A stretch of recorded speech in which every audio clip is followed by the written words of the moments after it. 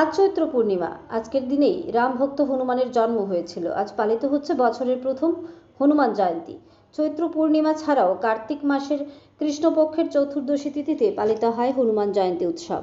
হনুমান জয়ন্তীতে বজরংবলীর আরাধনা করার শুভ সময় পড়েছে সকাল 8টা 2 মিনিট থেকে চলবে বেলা 12টা 24 মিনিট পর্যন্ত। এরপর আবার বিকেল 5টা 30 মিনিট থেকে সন্ধে 7টা 24 মিনিট পর্যন্ত থাকবে শুভ সময়। হনুমান জয়ন্তীকে সামনে রেখে আগরতলা শহরের বিভিন্ন জায়গায় অনুষ্ঠিত হচ্ছে আজ বিশেষ পূজার্চনা। দুর্গা চৌমুহনী এলাকায় সবজি, মৎস্য ও ফল ব্যবসায়ী সমিতির উদ্যোগে অনুষ্ঠিত হয় হনুমান পুজো। সকলে পুজো এবং সন্ধ্যায় রাখা হয়েছে মহাপ্রসাদ বিতরণের ব্যবস্থা বলে জানান দুর্গা চৌমুহনী বাজার ব্যবসায়ী সমিতির সম্পাদক তপন ঘোষ। অপরদিকে রামনগর 4 নং ওয়ার্ডের শেষ মাথায় সনাতন একতা মঞ্চের উদ্যোগে আয়োজিত হয় হনুমান জয়ন্তী। সনাতন একতা মঞ্চের পুজোকে ঘিরে সন্ধ্যায় রয়েছে রাম, সীতা, লক্ষণকে নিয়ে শোভাযাত্রা, পাশাপাশি রয়েছে সাংস্কৃতিক অনুষ্ঠান, হনুমান চালিসা পাঠ সহ একাধিক অনুষ্ঠান। উপস্থিত থাকবেন এলাকার বিধায়ক দীপক মজুমদার বলেও জানান সনাতনী একতা মঞ্চের সভাপতি আশিস পাল। পাশাপাশি আগরতলা শহরের বিভিন্ন জায়গায় অনুষ্ঠিত হতে দেখা যায় হনুমান জয়ন্তী। ব্যুরো রিপোর্ট, টারি, ধর্মনগর।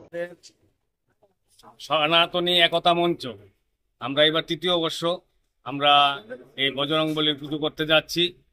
আমাদের পুজো শুরু হয়ে গেছে, আর বাকি আমাদের অনুষ্ঠান সন্ধ্যার সময়। আমরা সন্ধ্যার সময় সন্ধ্যা আরতির মাধ্যমে আমরা দ্বিতীয় পর্বের অনুষ্ঠান শুরু করতে যাব। তারপরে হনুমান চল্লিশা পাঠ, তারপরে হনুমান চল্লিশার শেষেই হবে রাম দরবার। রাম, লক্ষণ, সীতা, হনুমান নিয়ে একটা প্রসেশন হবে আমাদের এই এলাকাতেই। তারপরে আমাদের সাংস্কৃতিক অনুষ্ঠান, পাশাপাশি আমাদের প্রসাদ বিতরণী আমরা সন্ধ্যা 7টা থেকে শুরু করব। আমরা যতটুকু কন্টিনিউ করতে পারি, রাত্র 11টা 12টা যাই বাজে আমরা আছি। আপনাদের সহযোগিতায় আপনারাও আসবেন এবং আপনাদের সহযোগিতায় এই এলাকার সবাই আমাদের আজকের এখানের বিশেষ অতিথি। তাছাড়া আমাদের মাননীয় বিধায়ক, মেয়র শ্রী দীপক মজুমদার মহাশয়ও এখানে উপস্থিত থাকবেন। স্থানীয় যারা কাউন্সিলর আছেন ওনারাও উপস্থিত থাকবেন।